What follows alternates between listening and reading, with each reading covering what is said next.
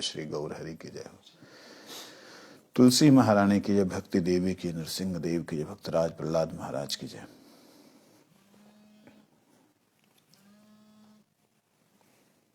तो हम लोग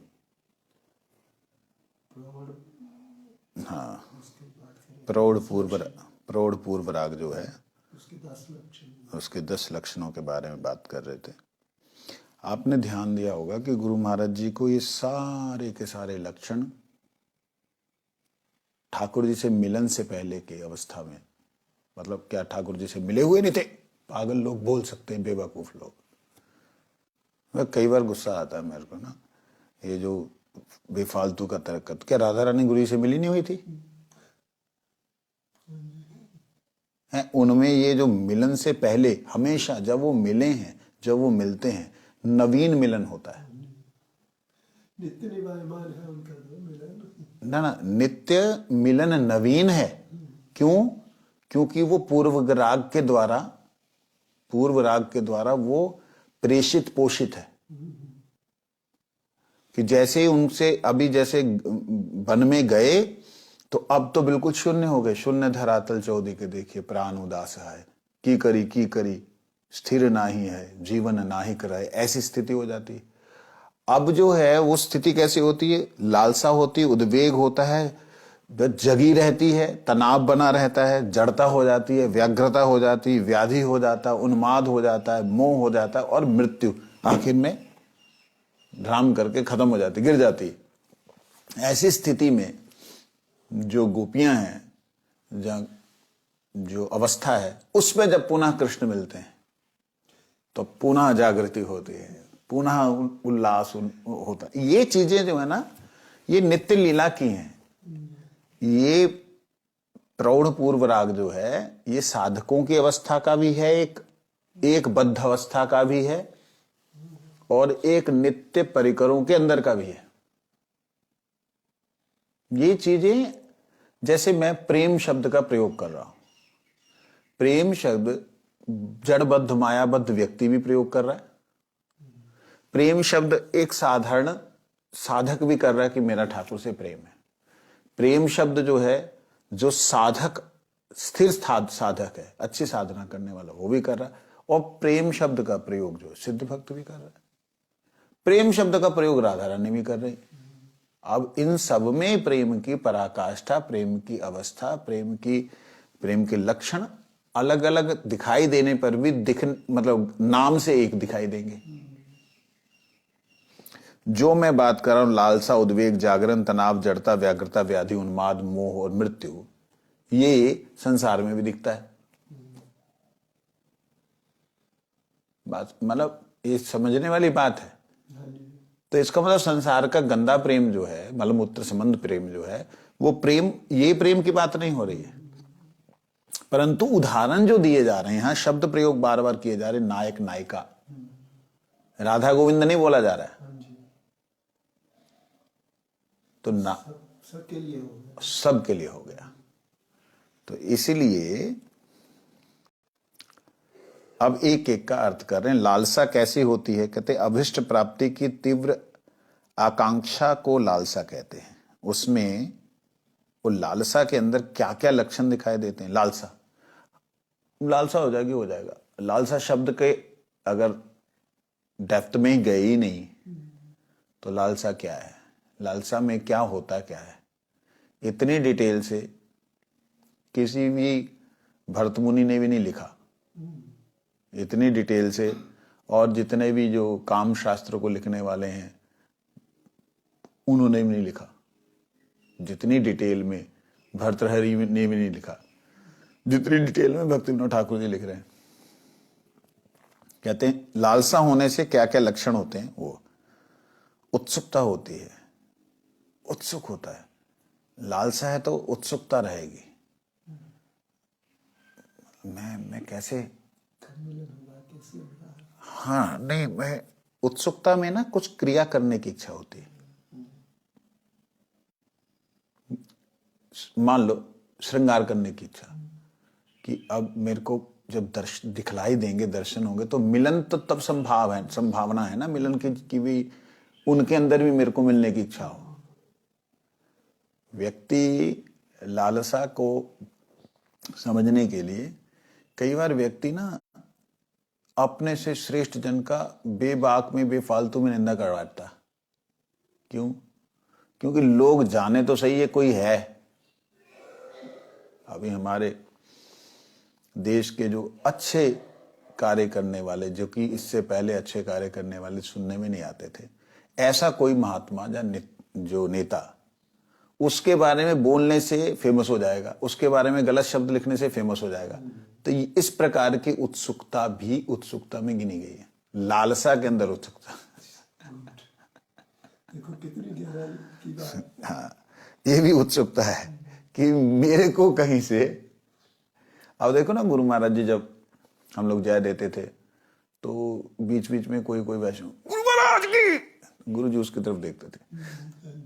तो वो उत्सुकता की भी सीमा नहीं है, कैसी होती है। चपलता, लालसा होगी, उत्सुकता होगी तो चपल होगा। मतलब ये चपलता जो है चंचलता वाली बात है। चपलता। घूरना, अब घूरना मतलब दो अर्थ होते हैं कि उसका चक्कर आने, और घूरना का मतलब इधर से उधर, उधर से उधर, उधर से उधर, उधर से उधर। लालसा है तो वो बंदा कहाँ जाए, किधर, घूमना, घूरना। और श्वास आदि, अंदर से तड़फन हो रही मिलने की तो श्वास आदि, ये सब लक्षित होते हैं। उद्वेग किसे कहते हैं? कुछ कुछ लक्षण एक दूसरे के साथ जुड़ते हैं, ठीक है। उद्वेग में क्या होता है? कहते मन की चंचलता ही उद्वेग है।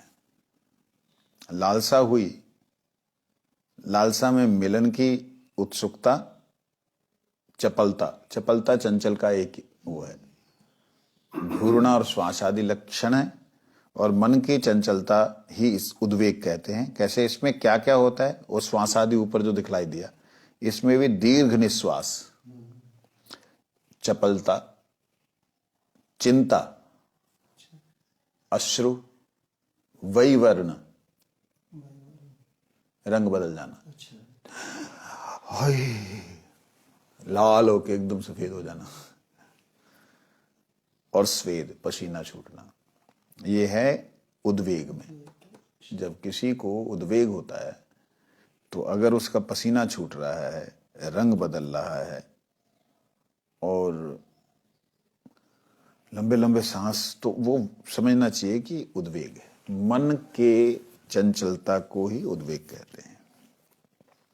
जागरण, कहते हैं निद्रा नहीं आने से जागरण। इसमें क्या क्या होता है जागरण में? अब बंदा कोई जगा हुआ होता है ना, तो इधर उधर दौड़ता नहीं है, बैठा रहता। इसमें कहते हैं क्या क्या होता है? स्तंभ होता है, शोष और राग उत्पन्न होता है। शोष मतलब सूखता है व्यक्ति, निद्रा नहीं आ रही है तो वो शोषित होता है, मतलब उसके प्राण सूखते हैं, श्वास जो है उसके से क्षीण होना। और राग, अब राग यहां पे अनुराग को भी कह सकते हैं, राग को यहां पे क्रोध भी कह सकते हैं। जागरण आने से व्यक्ति के अंदर मतलब एक तरह से गुस्सा सा आता, क्यों नींद क्यों नहीं आ रही। तनाव किसे कहते हैं? नींद के लिए क्रोध, मिलन के लिए क्रोध, क्यों नहीं होगा मिलन? तो नींद भी ऐसी चीज है ना, नींद भी ऐसी चीज है सबसे प्रिय है व्यक्ति को। मनुष्य को सबसे प्रिय खाना, सोना, जगना, मिलना कुछ नहीं। निद्रा आ जाए तो बस सब सुख। क्या है कि बोला है ना, 100 काम छोड़ करके नहाओ, 1000 काम छोड़ करके सो जाओ, और करोड़ काम करके 1000 काम कर नहाओ, 100 काम छोड़ नहाओ, 1000 काम छोड़ खाओ, और 1,00,000 काम छोड़ के सो जाओ। ये मतलब आलसियों की बात नहीं है। कहते यदि नींद ही नहीं आई तो इतना परिश्रम का फायदा ही क्या? आराम ही नहीं मिला तो उस परिश्रम का क्या फायदा? तो आगे कहते हैं तनाव। अब देखिए ये जो बातें हैं ये हमारे वैष्णवों में लक्षित होती हैं कईयों में, लेकिन वो उस चीज को प्रेम नहीं समझते। तनाव में क्या होता है? शरीर का दुबला पतला होना ही तनाव है।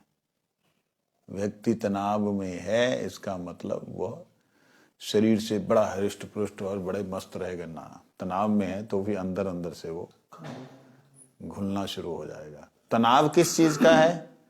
प्रभु से मिलन का। गोस्वामी गणों को तनाव था। अब ये देखो कितने शब्द अलग अलग से दिख रहे हैं। था तो था भाई।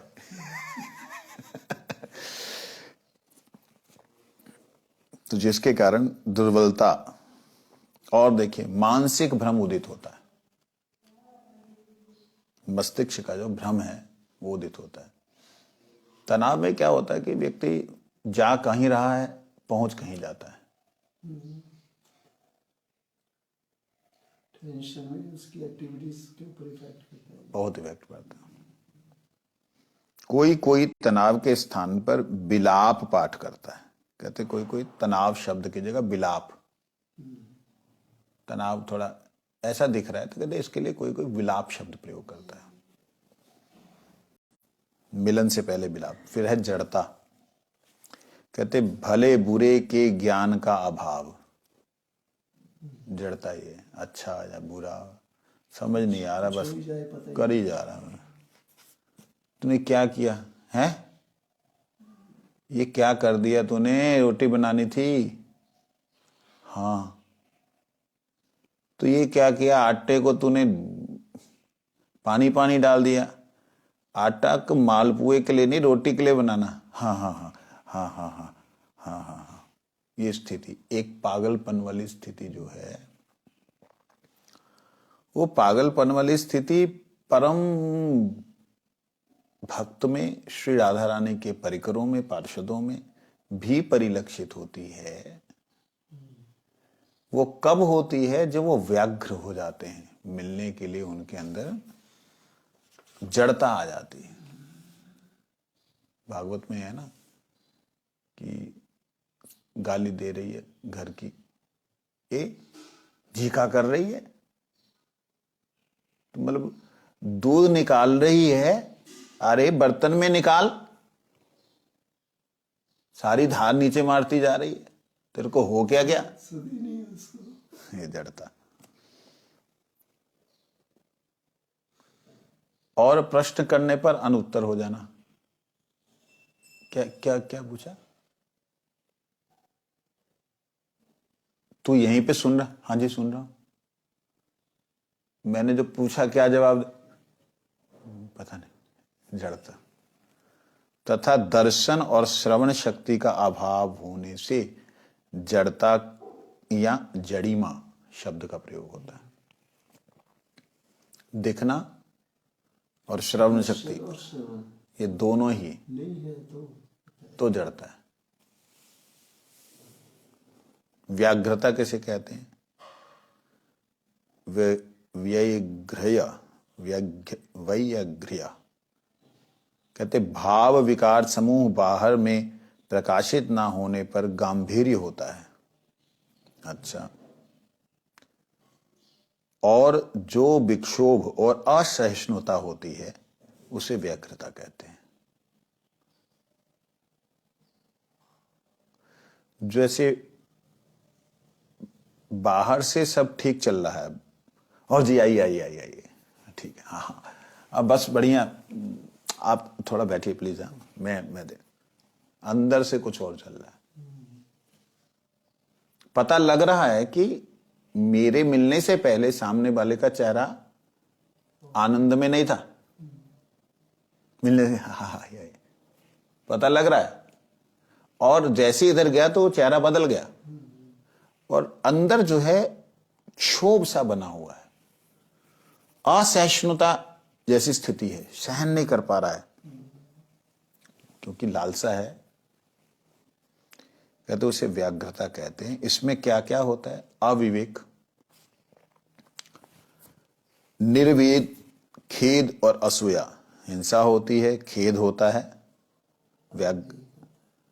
निर्वेक, निर्वेद होना चाहिए शायद। निर्वेद मतलब होता कि बिना किसी बाधा के। ना आसक्ति और किसी का ज्ञान ना रहना ऐसा। और अविवेक, कार्य जो करना है विवेक से किया जाता है, व्याघ्रता में। ये जल्दी जल्दी जो व्यक्ति करते हैं ना व्याघ्र होकर के, उसमें ये चीज आती है। मतलब धीर स्थिर होकर के तिलक जब हम लगाते हैं बड़े आराम से लग जाता है।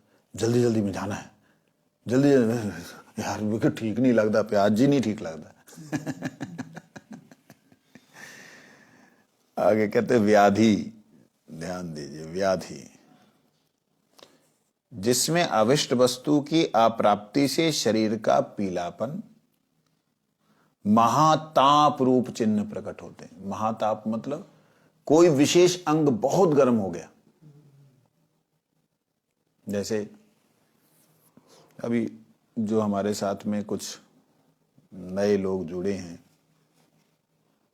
जिन्हों को अभी वैष्णव अपराध ये सब नहीं पता, पता होने के बाद करता है व्यक्ति ज्यादा। सरलता से कर रहे हैं, उनके साथ में कुछ एक ऐसी छोटी छोटी चीजें होती हैं। तो पूरा सिर गर्म है, खूब गर्म है, मुंह में थर्मामीटर दिया, गर्म नहीं, नीचे ठंडा है, पैर हाथ, सिर गर्म है। अचानक से छाती पूरी गर्म हो रखी है, एकदम ऐसे कि कपड़ा रखो तो गर्म हो जाए, हाथ पैर ठंडे, पूरे शरीर में पसीने ही छूटी जा रहे हैं, रंग बदलता जा रहा है, पीलापन पड़ गया। अब ये तो पीलिया वगैरह जो है, बाहर से तो यही कहेंगे। हाँ, तो महाताप रूप चिन्ह जो है बहुत कष्ट मिलता है। शब्द प्रयोग जो कर रहे हैं ना, महाताप, जब ऐसे ही लगता है कि ये व्याधि है।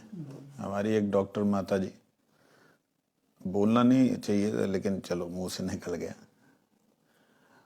उनको ठाकुर जी की कृपा से, गुरु जी की कृपा से, उनके आत्म जागरण शब्द प्रयोग करना ज्यादा उचित है। कुंडली शक्ति वगैरह ये सब तो योगिक लोग भी करते हैं, योगी भी करते हैं। वो आत्म जागृति के प्रथम चिन्ह में ऐसे 5-7 लोगों को एक साथ ही हुआ था। गुरु जी की कृपा से हम लोग सेलम गए थे, 13 लोग गए थे, दामोदर महाराज भी उसमें थे। शरीर से अलग होने की प्रक्रिया का हमने एक एक्सपेरिमेंट किया था, 3 दिन की वो थी। तो उससे वापिस आने पर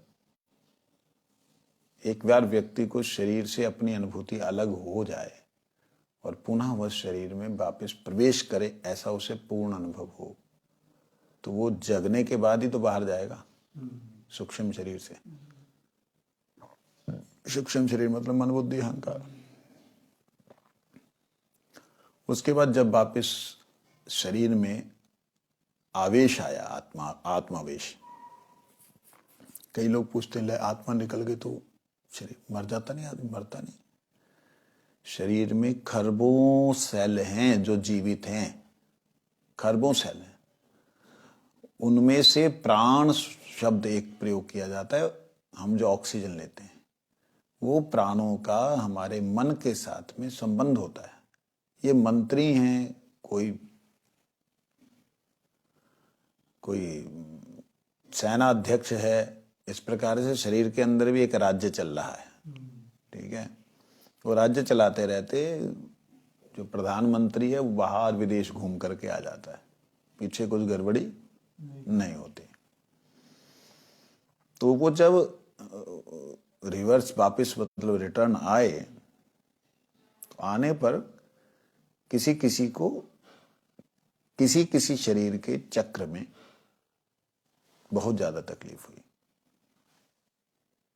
हमारे एक प्रिंसिपल सर हैं, वो अपने जीवन में पहली बार गए थे, मतलब पढ़ा था उन्होंने ग्रंथ साहब वगैरह में, सिख टर्बन पहनते, सिख हैं। तो जो पढ़ा था अनहद नाद अनहद शब्द, ये शब्द जो वाणी में आते हैं, उन सब का उनको शब्द पता थे, अनुभव नहीं था। तो ऐसे करके और भी हैं, सबका नाम बोलना उचित नहीं, बाद में मेरे को फिर क्लास लगाएंगे अगर वो सुनेंगे। तो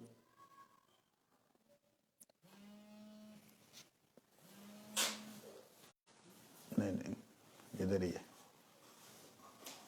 तो इस प्रकार से होता क्या है, जब वापिस आए शरीर में, तब वो बहुत ज्यादा पीड़ा, जो यहां शब्द प्रयोग किया ना, महाताप रूप चिन्ह प्रकट होते हैं। बहुत ज्यादा पीड़ा, बहुत ज्यादा उस पर्टिकुलर चक्र के एरिया में जलन, ऐसी जलन कि उन्होंने अपने जीवन में ना देखी हो। बर्दाश्त से बाहर, बर्दाश्त तो हो ही नहीं सकती ना, बाहर तो वो है ही है, मतलब बाहर से भी बाहर। स्कैनिंग स्कूनिंग सब करवा ली, और मेरे को अंदर से हो रहा था कि इस व्यक्ति को कुछ हुआ है, इसको हुआ है, उसको हुआ, उसको हुआ, उसको हुआ, अंदर से मालूम पड़ रहा था। 2-3 ने तो बोला, एक को मैंने बोला कि तुम संसार के जैसी क्रिया में प्रवृत्त होगे तो खत्म हो जाएगा। दूसरा जग गया, 3 लोग 4 लोग अभी भी जगे हुए हैं, मतलब अपनी साधना में हैं, जब चाहते हैं तो अपने स्थान पे आ जाते हैं। ठीक है। तो कहने का अभिप्राय, वो जो महाताप प्रकट होता है, असहनीय होता है, उसके लक्षण जो हैं उसे व्याधि कहते हैं। ये भगवान से मिलन से पहले, आत्मा का भगवत मिलन से पहले, नाम प्रभु के मिलने से पहले, नाम प्रभु जो है ना, वो जीव को जब मिलना होता नाम प्रभु ना, उससे पहले के लक्षण है ये। नाम के बाद में रूप है, भगवान के गुण है, भगवान की लीला है, भगवान का धाम है, भगवान के परिकर। परिकर तो बहुत लास्ट की बात है, सूक्ष्माति सूक्ष्म है। तो इसमें होता क्या, शीत लगती है, स्पृहा होती है, मोह होता है, दीर्घ निश्वास होता है, और बेहोश होकर के कभी गिर जाना होता है, और ये सब अनुभव इसमें प्रकाशित होते हैं। ठीक है जी। उन्माद किसे कहते हैं? कहते हैं निर्वेद, विषाद और दैन्य आदि भावों के द्वारा आक्रांत हुए चित्त में अपनी सभी अवस्थाओं में से सब समय और सब जगह तन्मनस्क होने के कारण, अविष्ट वस्तु के चिंतन में तन्मय होने के कारण, दूसरी वस्तु में इष्ट वस्तु का भान, जैसे तमाल वृक्ष को कृष्ण समझकर आलिंगन करना, रूप भ्रम ही उन्माद कहलाता है। वास्तविकता में जो भ्रम है वो उन्माद है, पागलपन, उन्माद। इस उन्माद में जैसे राधा रानी, एक बच्चा जो छोटा सा ऐसे ही पी पी पी पी पी पी पी कर करके बांसुरी बजा रहा है, और ठाकुर जी का आगे, अरे ये जानबूझ के ऐसे बजा रहे हैं, ये नया इशारा है। इस प्रकार से उन्माद की अवस्था। किसी फूल को देख करके ठाकुर जी के चरणों में, या ठाकुर जी के गले में, या ठाकुर जी के कानों में, या ठाकुर जी के गालों से जो फूल लग करके हिल रहे थे, उनका स्मरण हो आना। और स्मरण हो आना ही नहीं, अनुभव होने लगना, ये उन्माद है। मोह किसे कहते हैं? कहते चेतना शून्य अवस्था ही मोह है, चेतना शून्य अवस्था। इसमें निश्चलता और पतन, मूर्छित होकर गिर गिर जाना, यही अनुभव प्रकट होते हैं। निश्चलता, मोह हो जाता ना व्यक्ति को, मतलब ये प्रेम के मोह की बात है। ठाकुर जी के मोह में बैठे बैठे मूर्छित हो जाना।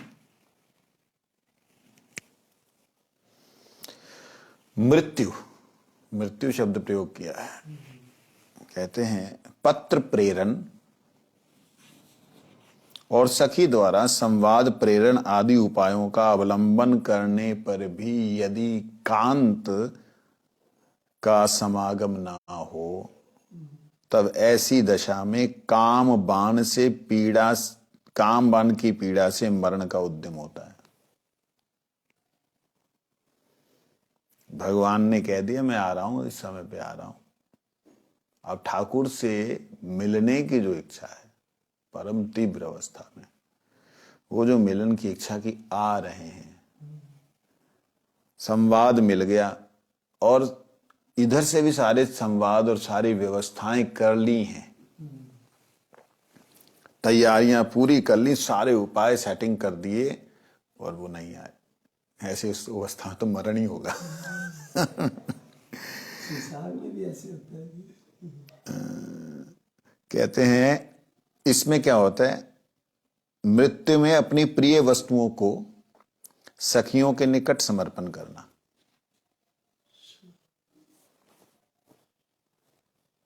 राधा रानी की अवस्था की बात है। मृत्यु में अपनी प्रिय वस्तुओं को सखियों के निकट समर्पण करना। जैसे जो वस्तु ठाकुर जी को प्रिय है, मान लो कहने के लिए राधा रानी की जो नक वेसर है यहाँ पे, मुक्तिका जो है, वो ठाकुर जी को मानो बहुत ही अच्छी लगती हो और राधा रानी उसे लगा करके बार बार हिलाती हो, अब वो आए नहीं, मैं तो मरी गई, ये ले तू ले ले तू ले ले। ऐसी स्थिति आ गई कि बस अब मेरा जीने का क्या फायदा, सारे श्रृंगार का क्या फायदा, किया वही नहीं है, वो ही नहीं, ये ले लो। अब वो प्रिय सखियां जो हैं वो क्या करेंगी, वो लेंगी कैसे, लेकिन लेना पड़ेगा क्योंकि अब उतार रही हैं। अब वो फिर वापस तो मिलती नहीं है ना, नवीन ही आती। कहते फिर भृंग, मंद पवन, ज्योत्सना, कदम्ब, मेघ, विद्युत, मयूर आदि अनेक उद्दीपन विभाव प्रकट होते हैं। ये उनको समर्पण कर देना। भंवरे को देख करके उसको गालियां देने लग जाना, मंद पवन को देख करके उसे कहना तू जला रही है मेरे को, वो है ना, आप हम लोग पढ़ते हैं जो गुरुजी कीर्तन में बोलते थे कभी कभी, सुखेरे लागिया ए घर बांधीनु अनदे पुड़िया गेलो। सखी मैंने सुख के लिए इतना सब बनाया, सब आग में जल गया। जिसके लिए बनाया था वो सत्यानाश हो गया। हाँ। तो मैंने तो सोचा था कि ये सुंदर माला है तो गले का माला नहीं है, तो नाग है भयंकर। ऐसी सिद्धि, ऐसी वस्तु भी अप्रिय हो जाती है, भयंकर अप्रिय हो जाती है। मंद पवन और जो चांदनी की बातें सब ऐसे लगने जला रही है मेरे को, ये प्रेम की बात है। कदम का पेड़, ऊपर घने बादल जो प्रिय लग रहे थे, अभी प्रिय से मिलेंगे तो फिर भीगेंगे।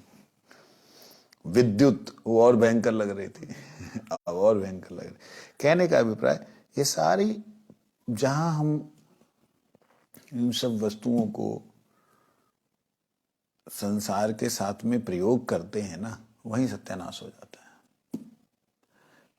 मतलब भगवान को जो व्यक्ति मनुष्य समझता है, जहाँ जो व्यक्ति भगवान को एक आदमी और राधा रानी को एक औरत, जहाँ स्त्री समझता है, वो लोगों के लिए ये सारी बातें काम ग्रंथ है।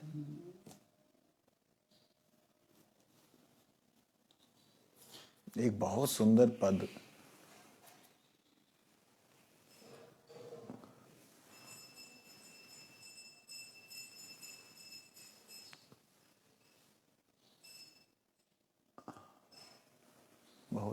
पद एक मैंने पढ़ा था, वो उसमें था कि श्याम सुंदर राधा रानी को देखने लगे राधा रानी श्याम सुंदर को देखने लगी। संभोग शब्द का क्या मीनिंग होता है इस दुनिया के लोग को हम समझाने के लिए बहुत सुंदर है वो, बहुत सुंदर। कहते हैं दोनों देखने लगे, देखते देखते आंख की पुतलियों में स्वयं को देख करके पूछते हैं, श्याम पूछते हैं, अरे तू श्याम कहाँ तो, तू कहाँ था, इतनी देर बाद आ रहा है। श्याम राधा रानी की आंखों में स्वयं का प्रतिबिंब देख करके कहते हैं कि तू कहाँ था, अब आया, मैं कब से तड़फ रही हूं। और राधा रानी स्वयं को देख करके कहते हैं, राधे तू बोल रही है कि, मतलब ये उल्टा हो गया, आत्मसात हो गया। आत्मसात तो छोड़ दीजिए, इसके आगे की कथा है, मतलब उसके आगे की बात लिखी उन्होंने, बहुत सुंदर लिखी। कहते कब से श्याम भय राधा, राधा भई श्याम, को ना जान सके। अच्छी बात है, कोई नहीं जानता है बात, क्योंकि कब से वो इधर और वो उधर हो गए, और कितनी बार हो गए किसी को कुछ पता नहीं। ये है संभोग। कौन समझेगा, बेवकूफ इंसान इस संसार में, इसको बोलते संभोग। ये आलिंगन, चुंबन, विषय भोग, ये सबको संभोग नहीं कहते हैं, ये संभोग नहीं है। संभोग शब्द का प्रयोग इस संसार में हो ही नहीं सकता वास्तविकता में देखा जाए, क्योंकि राधा कृष्ण एक तत्व है, ये तो छोड़ ही दो कि वो एक तत्व है। यहां पे कृष्ण कृष्ण है ही नहीं, वो राधा जी हैं। और कब से वो राधा जी हैं पता नहीं है, राधा रानी राधा जी है ही नहीं, वो कृष्ण है, और कब से है पता नहीं, और कितनी बार ये इधर उधर हो चुके पता नहीं। ये चीज है, इसको बोलते हैं अद्भुत। मतलब गुरु जी की कृपा है कि मैं जब कभी कोई ग्रंथ खोलता हूं ना, तो उसमें से कुछ अद्भुत ही प्रकट होता है। तो जो कहते हैं, अब समंजस पूर्व राग किसे कहते हैं, कृपया बतलाइए। पहले तो था प्रौढ़, अब समंजस, समान मतलब समंजस। गोस्वामी कहते हैं समंजस पूर्व राग समंजसारति का स्वरूप है, अर्थात संगम से पूर्व जो पूर्व राग पैदा होता है उसमें अभिलाषा, चिंता, स्मृति, गुण कीर्तन, उद्वेग, विलाप, उन्माद, व्याधि, मृत्यु, ये 10 दशाएं होती। इसमें भी होती है। इसका थोड़ा सा अलग अलग है, थोड़ा सा, हाँ, थोड़ा सा स्तर ऐसा है। अभिलाषा का इसमें कैसे होता है, प्रिय व्यक्ति के मिलने के लिए जो चेष्टा होती है उसे अभिलाषा कहते हैं। इसमें अपने शरीर को अलंकृत करना, किसी बहाने से प्रियतम के निकट जाना और उसके प्रति अपना अनुराग प्रकट करना, ये अनुभाव प्रकट होता है अभिलाषा के अंदर। और फिर है चिंता। चिंता का स्वरूप यहां पे कैसा है, जो समंजस पूर्व राग है उसमें चिंता का स्वरूप कैसा है, अविष्ट वस्तु के प्रति के प्राप्ति विषयक उपायों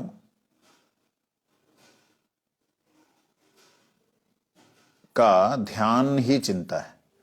यहां पे चिंता जो है उनकी प्राप्ति के विषयक जो ध्यान है उसी को चिंता कहते हैं। जैसे विप्र के द्वारा प्रियतम के पास अपनी अवस्था बतलाना, पत्र लिखना, ये सब, ये जो है वो चिंता के अंदर आए। उनको मिला होगा कि नहीं, किसी और ने तो नहीं पढ़ लिया होगा।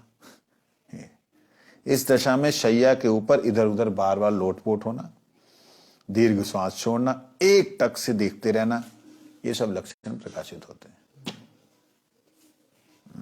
और स्मृति यहां पे किसे कहा कि दर्शन, श्रवण आदि उपलब्ध द्वारा उपलब्ध हुए प्रियतम और उनके भूषण, उनकी लीला, विनोद आदि का चिंतन ही स्मृति है।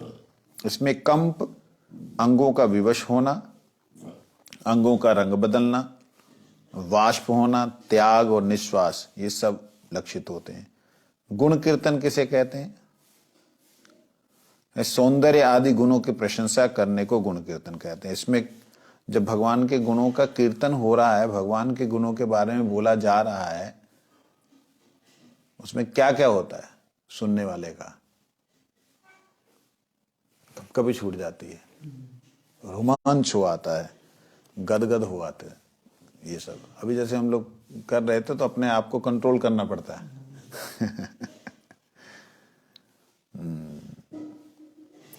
कहते उद्वेग विलाप के साथ उन्माद, व्याधि, जड़ता और मृति, ये 6 समंजसा रति में जहां तक प्रकाशित होते हैं उसे समंजसा रति पूर्व राग है, उतने ही प्रकाशित होते हैं। अब साधारण पूर्व राग के लक्षण बताइए। कहते जैसे साधारण रति होती है, जैसे साधारण रति है ठीक उसी के अनुसार समंजस राग जो है वो वैसे होता है। इसमें विलाप तक 6 दशाएं अतिशय कोमल रूप से उदित होती है, थोड़ा थोड़ा। उदाहरण के लिए अत्यंत सहज, इसलिए इसे उन्हें बतलाने की आवश्यकता नहीं समझता। पूर्व राग में परस्पर वयस्कों के हाथ काम, लेख पत्र और माल्य आदि भेजे जाते हैं। जो पूर्व राग में जो वयस्क होते हैं, जो बड़े होते हैं, उनके हाथों से कुछ ऐसा लिख करके भेज देने से तो वो समझ जाता है कि फलाने ने भेजा, इस प्रकार से। बाकी कल परसों जो भी है श्रवण करेंगे। वंशा कल के पास वैष्णव। आज कितने बजे आएंगे वो? जल्दी समाप्त, अब 10 बजे तक आ